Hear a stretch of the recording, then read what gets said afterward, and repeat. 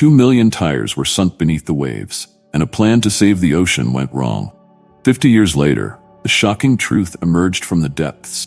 This is the story of the Osborne Reef, where good intentions paved the way to an underwater nightmare. In 1972, off the coast of Fort Lauderdale, Florida, an environmental disaster began to unfold beneath the ocean's surface. What was intended as an innovative solution to two problems would soon become a cautionary tale that would span decades. The roar of boat engines shattered the calm of the crystal-clear waters as the first load of tires splashed into the sea. Captain Mike Roberts stood on the deck, his face beaming with pride, as he watched his crew dump hundreds of old car tires into the ocean. "This is going to be amazing," Mike shouted over the noise. "We're building a home for all kinds of fish and coral. Just wait and see." Little did Mike know that his well-intentioned project would soon spiral into an ecological nightmare, leaving a legacy that would take generations to address. Mike and his friends had devised what they believed was a brilliant plan. They aimed to create a massive artificial reef using discarded tires, solving two problems at once: disposing of unwanted waste and creating new habitats for marine life. The government, seeing potential in the idea, granted them permission to proceed. For months, a group of modified barges and special ships transported huge loads of tires from the shore to the chosen site. Cranes and conveyor belts efficiently moved the tires from collection points onto the boats. At sea, divers and special tools carefully placed the tires on the ocean floor. Machines on the deck bundled stacks of tires together with strong rope and metal clips, creating structures they thought would withstand ocean currents. By the end of this challenging operation, they had placed over 2 million tires on the seafloor, covering an area about the size of 35 football fields. This massive effort took months and a lot of coordination. They proudly named it the Osborne Reef, hopeful about its positive impact. Initially, signs seemed promising. Small fish darted in and out of the tire structures, and a green film began to coat the rubber surfaces. Mike and his team were convinced they had accomplished something remarkable for the ocean ecosystem. However, as years passed, a disturbing reality emerged. The anticipated coral growth and thriving marine life failed to materialize as expected. Instead of a vibrant underwater garden, the Osborne Reef increasingly resembled an eerie tire graveyard.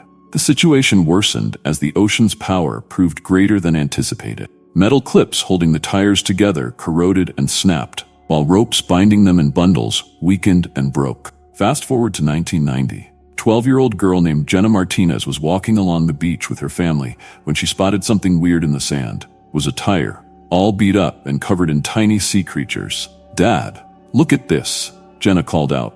Her father came over, surprised to see a tire washed up on the shore. They had no idea it was just the beginning of a much bigger problem. Over the next few years, more and more tires started showing up on Florida's beaches. Some days, you could hardly take a step without tripping over one. People began to wonder where they were all coming from. Meanwhile, underwater, things were getting really bad. Those loose tires were like giant rubber bowling balls, smashing into real coral reefs that had taken years to grow. The once beautiful ocean floor was turning into an underwater junkyard. When scientists went down to look, they couldn't believe their eyes. A scientist from the University of Miami said it looked like a war zone down there. Tires were everywhere, piled up on the bottom, stuck between rocks, and even wrapped around the legs of sea turtles trying to swim. The place where they originally dumped all the tires was the worst. Instead of attracting lots of fish and plants, it had become a dead zone. Nothing wanted to live there anymore. It was just a big empty patch of sand and rubber. By the early 2000s, everyone knew something had to be done. But how do you clean up 2 million tires from the bottom of the ocean? It would take time, money, and some clever ideas. In 2007, a glimmer of hope emerged. Coastal America, a small federal office, agreed to use the tire recovery as a training exercise for the military. During their initial efforts, Army diver Jason Jakovenko and his team dove into action, retrieving about 1,000 tires a day. "It's like trying to clean up a landfill underwater," Jakovenko commented, "but we're making progress, and every tire we bring up is one less threat to the marine ecosystem." The work was fraught with dangers. Strong currents, limited visibility, and the risk of entanglement in debris. Yet slowly, tire by tire, progress was made.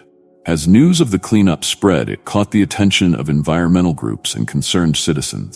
Local dive shops organized volunteer weekends where certified divers could assist in the tire removal efforts under professional supervision.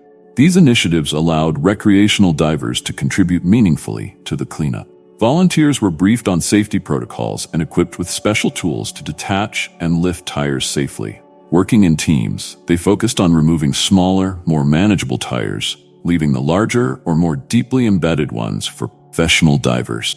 These events not only accelerated the cleanup process, but also raised community awareness about marine conservation. Many volunteers reported feeling a sense of accomplishment and connection to the ocean after participating in these underwater cleanup missions, turning an ecological disaster into a rallying point for environmental stewardship. But after months, it became clear that volunteer efforts alone wouldn't be enough to tackle the massive problem. In 2015, the Florida Department of Environmental Protection stepped in, allocating $1.6 million for a professional cleanup operation. The Industrial Divers Corporation was hired for the job, with an estimated timeline of over 2 years to complete the work. Their divers, tethered to a barge, worked tirelessly to retrieve tires from the ocean floor. "It's like underwater archaeology," said Maria Gonzalez, lead diver for the project. "We're uncovering the mistakes of the past, but also discovering how resilient nature can be. In some areas, we're finding new life beginning to take hold among the tires." The retrieved tires were sent to Port Everglades, where they were transported by truck to the Tampa area to be burned for electricity generation. This approach ensured that the tires, once an environmental hazard, could at least provide some benefit as an energy source. As the cleanup efforts gained momentum, Captain Mike Roberts, now in his 80s, didn't shake the guilt that had haunted him for decades.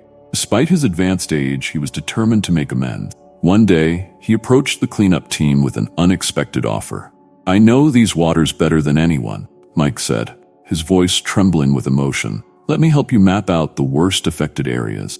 Initially skeptical, team decided to give the old captain a chance. Mike's knowledge proved invaluable, helping them identify hidden tire clusters and dangerous underwater currents.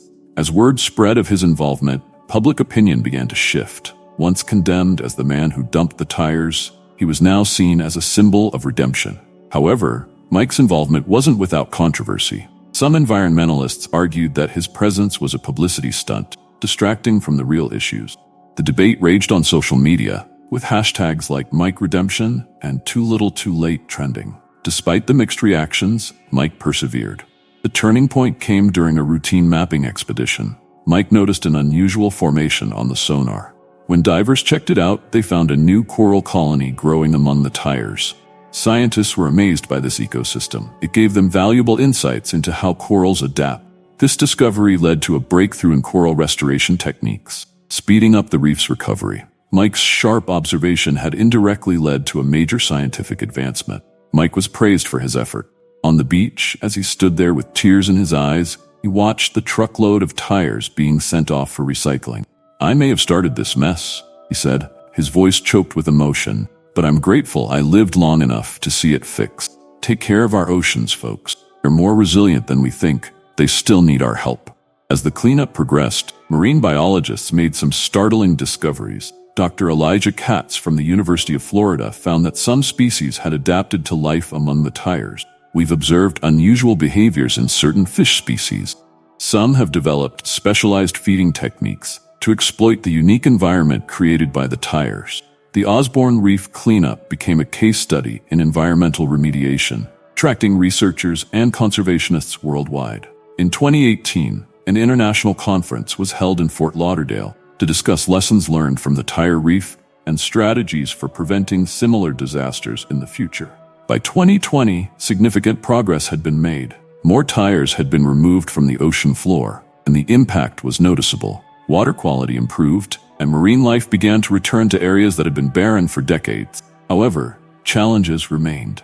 Over 500,000 tires were still in place, many buried in the sand or covered with marine life, making them difficult and potentially dangerous to remove. Cleanup teams had to balance the need for removal with the risk of causing further damage to the recovering ecosystem. In 2022, 50 years later, an unexpected ally joined the cleanup effort.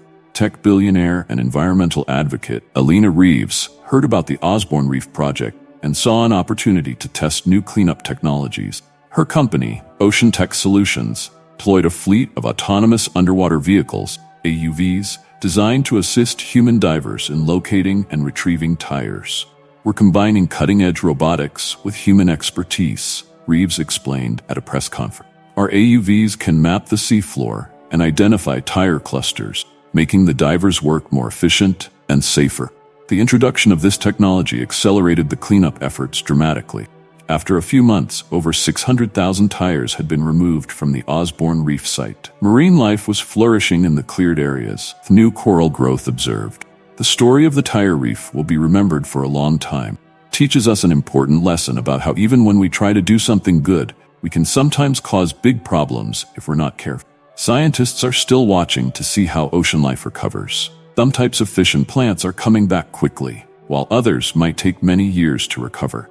Captain Mike Roberts, who helped start all this, is now a very old man, living in a retirement home near the beach. He spends his days sitting on the balcony, looking out at the ocean, and thinking about what happened all those years ago. We really thought we were doing something good for the ocean, he told a reporter recently. I guess it just shows you can't always know how nature will react, but I'm proud of how everyone has worked together to fix our mistakes. It gives me hope that we can solve other big problems too. What will happen in the next 50 years? Maybe one day, the spot where the old Osborne Reef was will turn into a beautiful and lively underwater world again, or it might stay as an underwater museum, reminding us to be careful when we try to change nature. So the next time you see someone changing car tires, think about where those old tires might go. Remember the lesson of the Great Tire Reef. Sometimes, even when we try to help, we can cause big problems. What do you think about this story? Could something like this happen again? How can we do a better job of protecting our oceans? Share your ideas in the comments below, and don't forget to like and subscribe for more amazing stories like this.